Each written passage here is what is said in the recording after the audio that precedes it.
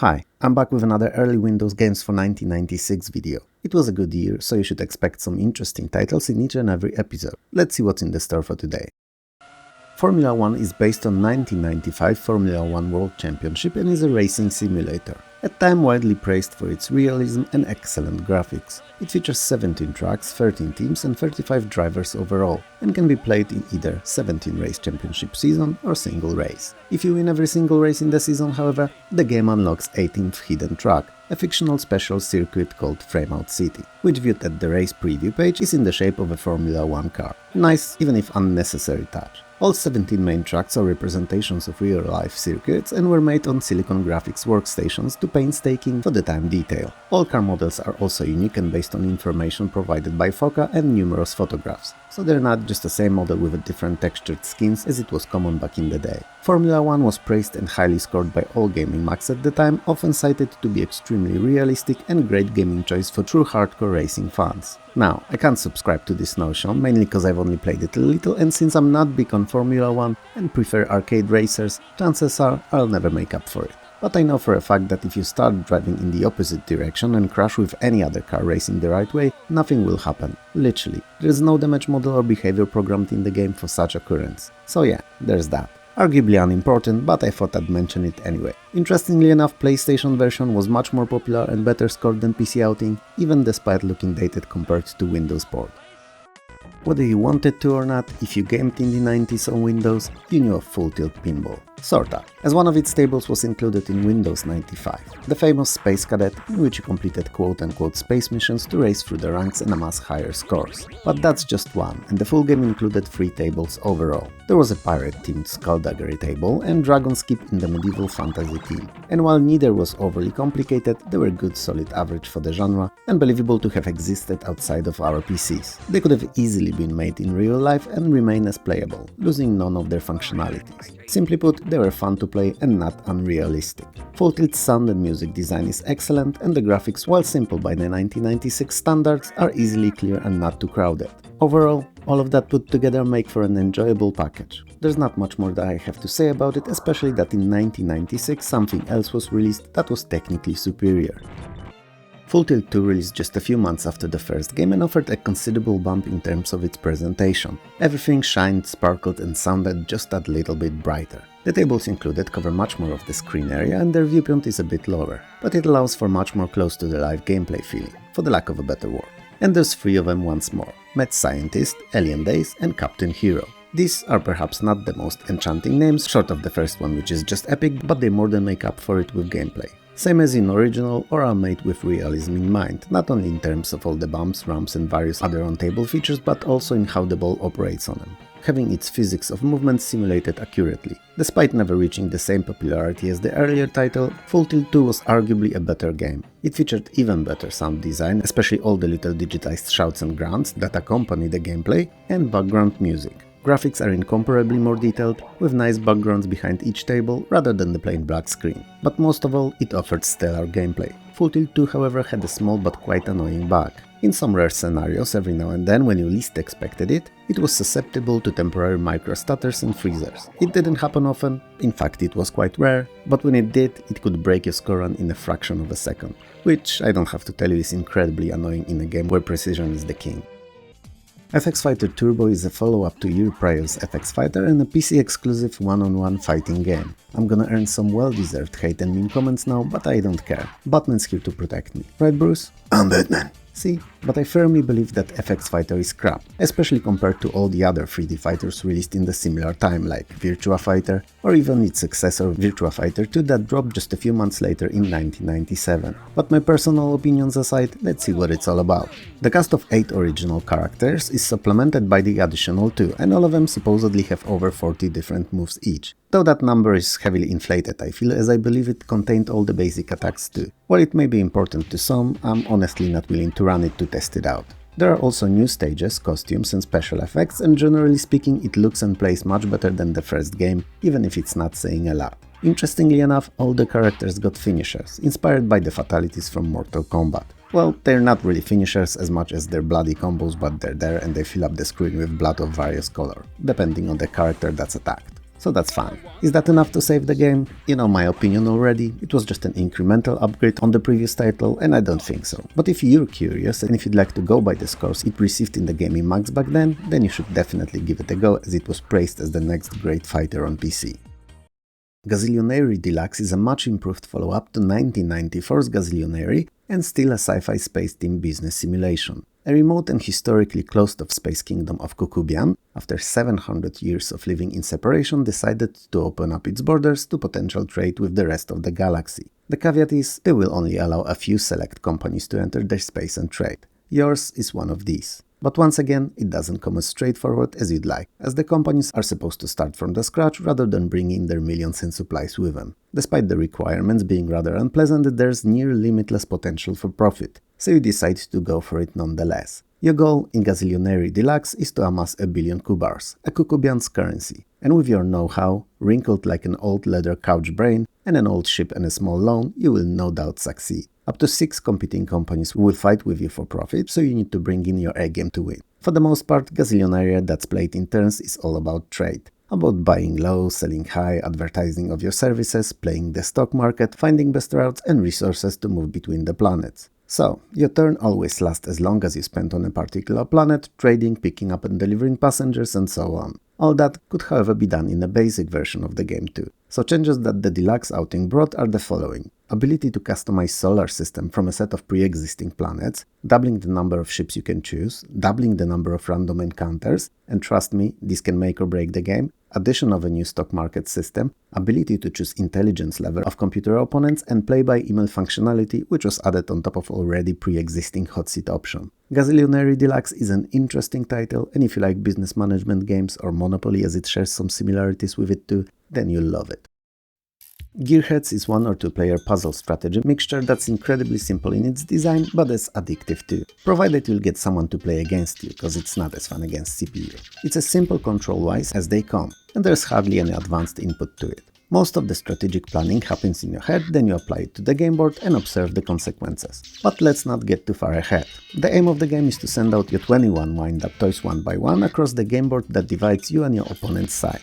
Whomever gets to send all toys to the other side first successfully wins. There's quite a few different toys to choose from, 12 types of them to be precise, and they all have their own unique sets of abilities. Some are fast, others are slower, some scare toys around them, some can turn opponents' toys off. There's a lot of strategy to which toys to use and when is what I'm saying. And you'll need to familiarize yourself with all of them intimately to know when to use which to counter opponents' toys and what toy to launch best yourself straight after. And that's why it's good to play at least few games in single player first time you launch it, to learn all the tropes, to see how opponents of various skill levels could behave and what all of the toys do.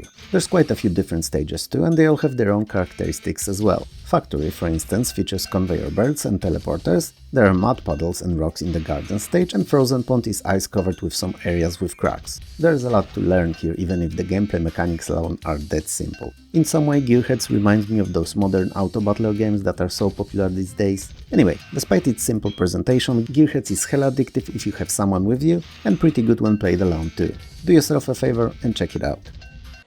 Grumpy Manager 2's title says it all. There had to be the first one, and this is the second, so it's probably better, right? Actually yes, that's precisely how it is. It's also a Formula 1 team manager where you pick one of the existing teams under your wing to bring it to racing glory, or failure because things happen. And as a manager, you'll be responsible for everything. You'll hire drivers, designers and commercial staff, you'll negotiate with the sponsors and work with engine, tires and spare parts manufacturers, you'll decide which parts to improve upon, what legal or otherwise driving aids to implement in your cars, potentially risking being caught but in the same time getting those few extra crucial seconds in each race. And you also test cars' performance and will preset it up for the weekend racers. But remember, whatever you aim to do, you have to fit it all within the budget's constraints. And it can be anything from $1 to $10 million, depending on the team that you pick. In short, you'll be responsible for everything short of actual driving of the cars. That said, you can give your drivers directions to step on it or take it easy during races, whatever fits the current race situation, track condition and weather. So, if you're into F1, F1 management, or just like games that make use of your head rather than rely on your dexterity, Grand Prix Manager 2 may be a title for you. Grid Runner is a top-down sci-fi futuristic arcade maze game. and despite its relatively modern presentation for 1996 in full 3D, it feels really 8-bit. But not in a bad way, in the best of a era way. It's a call-out to best action games of years prior, and it plays like a charm. It's a mixture of Pac-Man, shooter, capture the flag, and tag, out of all things. All rolled into one. In each round you're pitted against the opponent, be it CPU or another player, and you both start neutral. Both of you have to get to the nearest white flag, and the first that gets to it remains neutral and can carry on collecting them. The other, however, cannot do so anymore, and his objective changes to getting to the neutral player to touch him. When that's done, the neutral status jumps to the chaser and the roles reverse. That kind of a role change can happen multiple times per game, adding a lot to the excitement of gameplay until one of the players grabs the required number of flags. But wait, that's not all. There are also power-ups scattered all over the grid, and they come in 3 different colors: red, green and blue. Magic, speed and agility respectively. Each of them affects different abilities that the characters possess. Red increases your pool of points that you can spend casting magic, green raises your speed, and in a game of tag it's arguably the most important resource, and blue increases your acceleration, grip and how fast you recover from enemy traps. There are also time-extending hourglasses and weapon boosts in the game, but in reality it's the spells that are what can make or break your game. And there are 5 of these. Speed, that gives you an instant boost. Slow, does the opposite but to your opponent. Teleport moves you to a random great eye on the grid. Mine drops mines behind you, effectively stopping a pursuer in his tracks. And finally, Build allows you to raise temporary bridges and cross between grid's paths that are otherwise disconnected. If you look at the Grid Runner through a metaphorical magnifying glass, it's a very simple and straightforward game, but despite that all its building blocks fit so well together that playing it is a pure pleasure.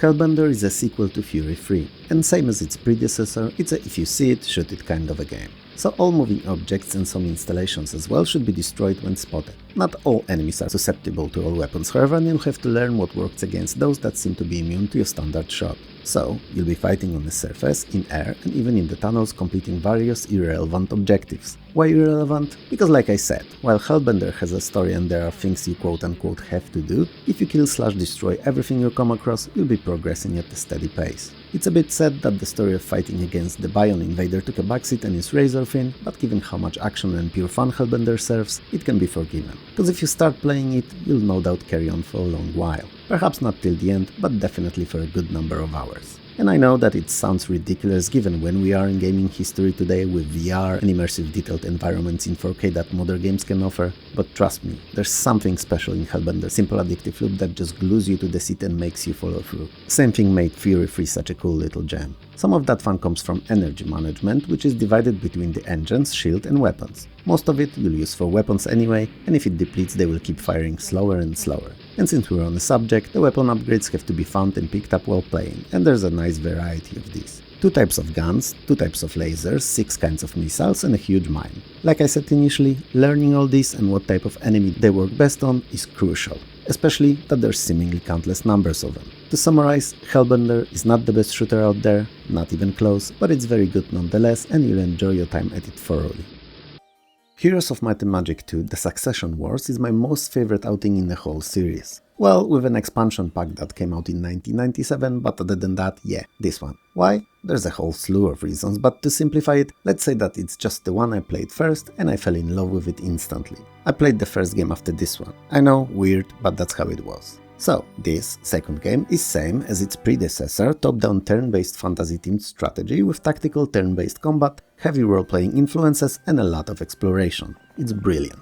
Heroes 2 takes place in the land of Enroth and is heavily expanded, fixed and polished version of the first game. It features 6 types of castles and corresponding to them heroes, so Knight, Sorceress, Wizard, Barbarian, Necromancer and Warlock. Each of them have their own distinctive look, special buildings, abilities and 6 unique creatures that can be raised and hired in towns/castles. Most of the time, but not always, your aim in each of the scenarios forming the campaign is either capturing of a certain castle or dominating the opponents. The game is composed out of 3 distinctive building blocks. First, being the world exploration map. This is where you lead your heroes around the kingdom of Enroth, fighting random monster packs, collecting treasures, resources and visiting various magical or otherwise places. It's also where you secure mines that will provide steady flow of gold and resources, recruit creatures and most of all initiate fights with other heroes and capture castles. Then there are battle screens, which are hex grid and set your armies on one side and enemies on another. Combat is turn-based and sees you moving and attacking with your creatures, alternating with the opponent, casting spells and overall trying to one-up your opponent tactically. There are some limited terrain features which may influence the movement or damage done by the ranged attackers, but other than that, all battle maps are identical. And finally, city screens. It's where you use gold and resources to build and upgrade your town and its buildings, where you expand on your mage guild, learning new spells, hire additional heroes, and most of all, where you get to train and recruit units to your armies. While campaign is incredibly good, well written and interesting to go through, where Heroes of Might and Magic 2 really shines is the hot seat multiplayer, in which you can measure yourself against your friends, all using your favorite castles. It was experienced like no other in 1996, short of some online FPSs. And if you find a like-minded friend, or better yet friends, Heroes 2 can provide weeks if not months of content. The fact that its expansion came with a very robust level editor extended its playability near indefinitely. My most favorite custom map was called Gyros 2, yeah, like that old 8-bit game. And if you ever get a chance to try it out, it's something special. It feels like hundreds of hours went into its creation, it features literally thousands of pickups, dozens of thousands of creatures in the armies, castles and on the map, thousands of artifacts and resources and tons of scripted events and secrets hidden in various locations all over the map. It's fantastic. Though arguably not everyone's cup of tea, as it's a bit of an overkill. If you're having issues finding it and would like to try it out, give me a shout in the comments below with your email. Hind is a spiritual successor to year prior's Apache. This time, however, the copter is not American, but Russian. That's not all the differences between the two crafts though. While Apache was a fast and nimble attack copter, Hind feels more like a slowly crawling over the skyline flying tank. And other than the rockets, there's nothing really that could seriously hurt me there. I'm exaggerating, but not by much. The game features 3 major campaigns of 10 missions each, set in respectively Kazakhstan, Afghanistan and Korea. They offer entirely different objectives, different weather and environmental conditions, and all require a smart and tactical approach. Some even take place during foggy nights where all you really have is your instruments to rely on, as visibility is severely limited. Because of the complexity of the gameplay and depth of simulation, it is advised to complete the training missions if you've not played the earlier game. Though, it doesn't hurt to do so even if you have. Fortunately, you can pick between simulation and arcade controls if you feel overwhelmed by Hind's complexity. So there's that. If you like flight combat simulations, especially those with a copter, this one's a good one. Hell, a cyberpunk thriller, is precisely that. There's hell in it, there is a dense, dark cyberpunk atmosphere, and it's a thriller. So, this time the title actually does say it all. Other than that, it's a point-and-click adventure mixed with RPG, designed by the same team that made Bloodnet that we spoke of in one of the previous videos. And it shows, especially that the story of Bloodnet is even referenced during playing. The game is set in a dystopian 2095, where United States is under control of theocracy called the Hand of God, and since it's been discovered that the hell actually exists and the rulers control all the gates to it, all the criminals and insurgents are sent one way there, rather than to prisons and jails. You control Gideon Ashanti and Rachel Bragg, 2 agents of ARC, Artificial Reality Containment, agency enforcing bans on cybernetic technology and virtual reality. They're both loyal to the agency and blindly follow anything and all that the theocracy decides. There are model workers and citizens. That is until one night the government sends assassins against them, trying to kill them in their sleep. After a narrow escape, they find themselves in hell, from which they have to find a way out and then uncover the reason behind the order to kill them. It's clear that their approach to how things are run changes from that point onward. As you progress through the game, you'll meet many other characters, and some of them are recruitable and can join your party. Each of them have their own inventory of items, and even if you move them between the characters, if you ever decide to let one of the members go, they will all take what's theirs with them, regardless of who's holding those items at the moment. Hell, a cyberpunk thriller, is notable for few things. First of all, it's one of the first games to be released on CD only, and to use high-resolution graphics along with digitized speech. Then it features quite a few actors, with Stephanie Seymour and Jeffrey Holder appearing in live footage all throughout, and Grace Jones and Dennis Hopper providing voiceovers. Yes, that Dennis Hopper. Some of the puzzles, when completed incorrectly, can result in an instant death of our 2 protagonists. So save often and keep multiple saves at all times. And since we're on the subject, a couple of the puzzles have errors in them, so I'd like to repeat once again, save often and keep multiple saves at all times. Hell is definitely not a game for kids. But does it live up to Bloodnet's quality of storytelling? It's hard to tell. I'm not even gonna attempt drawing a conclusion about it. Birthright: The Gorgon's Alliance is an unusual, deep and very satisfying strategy with role-playing elements. It combines first-person dungeon and castle quests and adventuring, tactical real-time graphical battles in a vein similar to what you'd expect to see in a modern Total War game, and a complex economic and diplomatic strategy. You're one of the heirs to the throne of Kingdom of Anwar, and your task is to gain control of all of the land. Also, it's Anuire, and I have no way of telling if I'm pronouncing it right.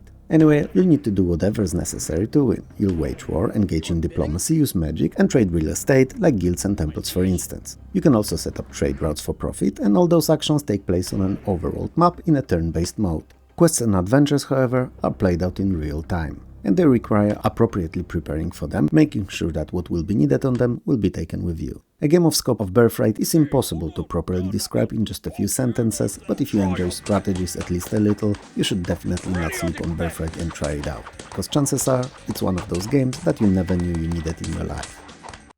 Bust-A-Move Again, aka Bust-A-Move 2, aka Puzzle Bobble 2 is an arcade tile matching game by Tato. It builds on the idea behind Original by adding a tournament-style variation on the two-player game, allowing you to play against CPU or another player, and branching map in a single-player mode, so that you can choose sets of levels to compete in. Other than that, it's still the same brilliant little arcade puzzler, and the gameplay is dead simple to figure out, but at the same time devilishly difficult to master. You're in the middle, at the bottom of the screen, and you shoot marbles at the top where more marbles are attached in various pre-assigned patterns. You have to clear out the screen of all marbles by shooting yours at the ones above. That's the whole philosophy behind it. When a particular color marble gets in touch with another one and they form a chain of at least 3 connected marbles of same color, they pop and disappear. If you fail to form a chain and the marble you shot touches any other, it connects to it and stays on the screen until it's cleared. If marbles manage to fill up the screen to the point where they pass the level from which your marbles are shot, it's game over. Bust-A-Move Again is one of the most fun and entertaining puzzlers of the mid-90s, and if I'm to be honest, it's still one of those to this very day. Another 1996 video done, and another set of fantastic titles. Do you have any memories of any of them? Or maybe they're all new to you? Let me know in the comments below. If you liked the video, hit those like and subscribe buttons below. If you didn't, well then there's thumbs down there too. But I suppose you wouldn't have persevered up to this point if you really didn't. Around 60% of you are not subscribed, and there's currently no way of knowing if YouTube will decide to recommend you the next episode or not, other than subscribing and hitting that bell, that is. And when you hit that bell, whenever the new video is out, YouTube will actually send you a small and friendly notification about it, so you wouldn't miss it. If you'd like to support the channel, Patreon and YouTube memberships are a great way of doing so. They will help me release better content, and also they get first dibs on all new videos before they're publicly accessible on YouTube. If you can't or don't want to do that though, likes and subscribes are great too. I would like to take a moment here and thank all the YouTube creators from whose videos short bits were taken to serve as a background to my commentary. They're amazing and stars among the retro community. You will find names of their channels at the top of the screen when their footage is running, and also in the video description below. For me though, this is all, so have a good one and I'll see you next time. Peace.